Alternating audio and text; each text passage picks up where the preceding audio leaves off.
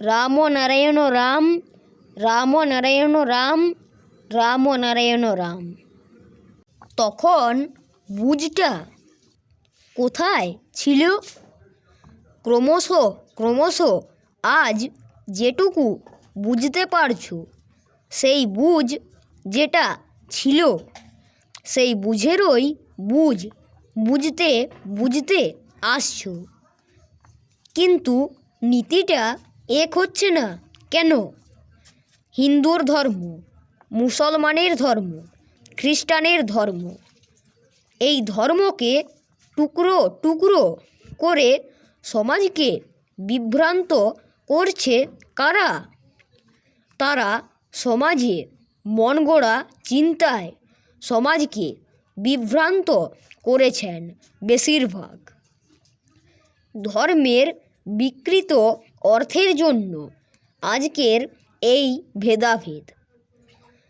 বেদ তো অভেদ। বেদ হচ্ছে প্রকৃতি, বেদ হচ্ছে জ্ঞান, বেদ হচ্ছে বিচার,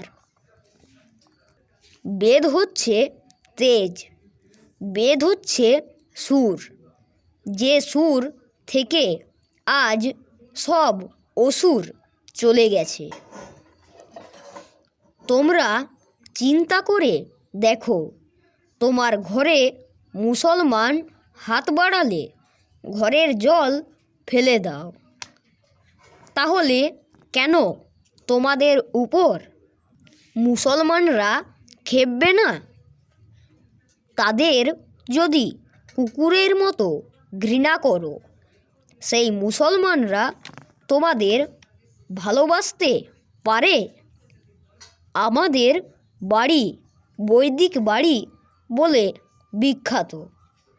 সেখানে পূজা পার্বণ যাগযজ্ঞের খুব সংস্কার। একটা মুসলমান ঘরের মধ্যে হাত বাড়িয়েছিল, ঘরের সব জল ফেলে দিল। আমি তখন প্রতিবাদ করেছিলাম। আমার তখন 11 বছর বয়স। আবার হিন্দুরা মসজিদে গেলেও একই অবস্থা। আমি বললাম, জেঠু, তুমি ঘরের জল কি করে ফেলে দিলে? ঘরের মধ্যে হাত বাড়ালে কি হয়েছে? এক ঘাটের জল পান করছি সবাই। প্রভাত হলে একজনের মুখ আরেকজন দেখছি। এই জলটা ফেলে দিলে কেন? জেঠামশাই বললেন, শ্লেচ্ছজাত।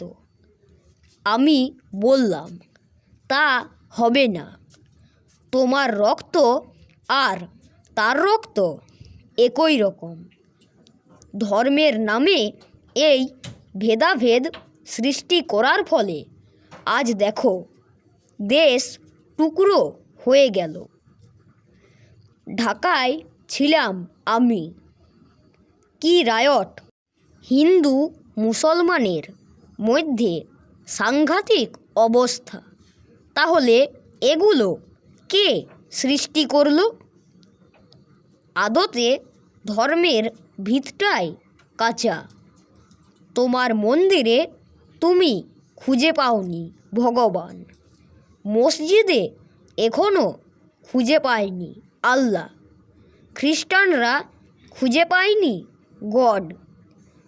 চিন্তা করে দেখো, যেদিন খুঁজে পাবে নিখোঁজের সুরকে, যেদিন জানতে পারবে যে ভগবান আছেন, সেদিন আর পৃথিবীতে গোলমাল থাকবে না। মৃত্যুর পর কোথায় যাবে কেউ বলতে পারবে? শাস্ত্রে আছে, ঋষিরা বলেছে শ্রাদ্ধ শান্তি করছে, কিন্তু এখনও কেউ বলতে পারবে না মৃত্যুর পর কোথায় যাবে। মৃত্যুর পর আত্মা আছে কি না, সেটার সঠিক বর্ণনা এখনো পর্যন্ত কেউ দিতে পারছে না। কিন্তু এক শ্রেণীর ব্যক্তিরা এই শ্রাদ্ধ শান্তি করে প্রচুর টাকা কামাচ্ছে।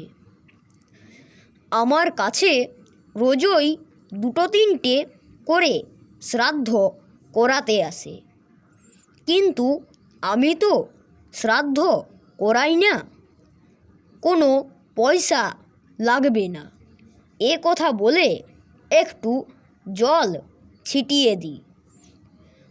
আমার কাছে কোনো খরচাপাতি নেই, দক্ষিণা নেই, বস্ত্র নেই, কিন্তু আমি যে মন্ত্রটা বলবো আত্মা আছে কি না তাকে যদি বুঝতেই না পারলাম, কাকে জল দেবে?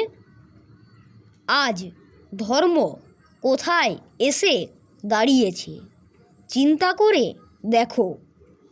6-7 হাজার বছর আগের ধর্ম আজকে কোথায় এসে দাঁড়িয়েছে বলো তো?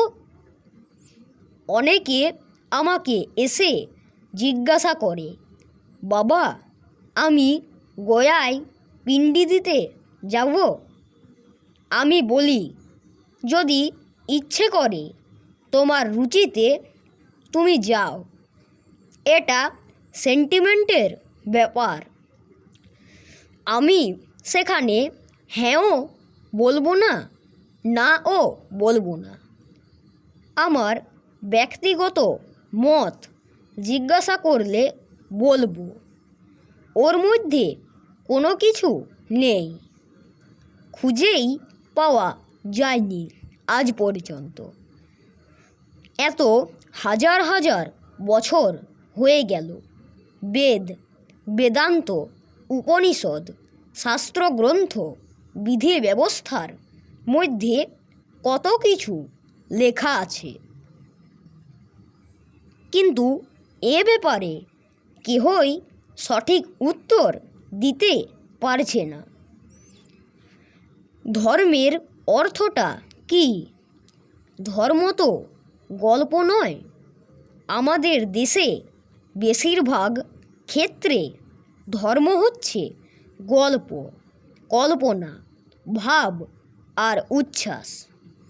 আর আমি যে ধর্মের কথা সবাইকে জানাই সেটা হলো বিজ্ঞান, যুক্তি, গণিত বা ম্যাথমেটিক্স। সেখানে অঙ্ক আছে, আর সুর, ছন্দ, লয় আছে। এটা হলো ধর্ম। ধর্মে গল্পের ব্যাপার নেই, ভাবের ও উচ্ছ্বাসের ব্যাপারও নেই। গল্প দিয়ে মানুষকে কতদিন ভোলানো যায়? কোথায় স্বর্গ, কোথায় নরক? দেবতারা এইভাবে ঘুরতেন, লক্ষ্মীনারায়ণ ওইভাবে ঘুরতেন। অনেক গল্প হয়ে গেছে, গল্প দিয়ে মানুষকে চমক লাগানো যায়, আর কিছু হয় না। আজ আমি ঠাকুর হয়েছি, আমার হাজার হাজার সন্তান আছে।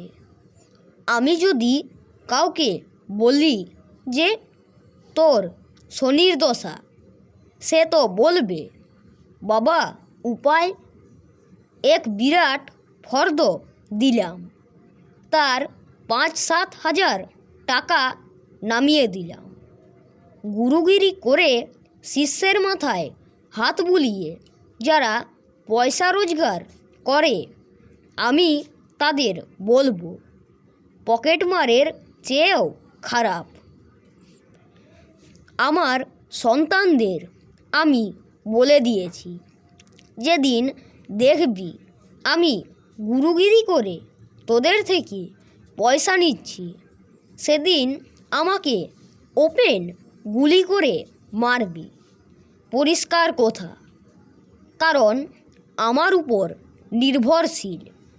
আমাকে যারা বাবা বলে জানে তাদের ঠকিয়ে যদি আমি পয়সার ধান্দায় ঘুরি আর তাদের ভয় দেখিয়ে যদি শনি রাহু শান্তি সত্যয়ন আর যজ্ঞ করতে শুরু করি, তাহলে সেটা কি ঠিক হবে? যারা এমন করে তারা পরগাছা ছাড়া আর কি? পরগাছা আর আগাছা সমাজে রাখা উচিত নয়। রাম নারায়ণ রাম, রাম নারায়ণ রাম, রাম নারায়ণ রাম।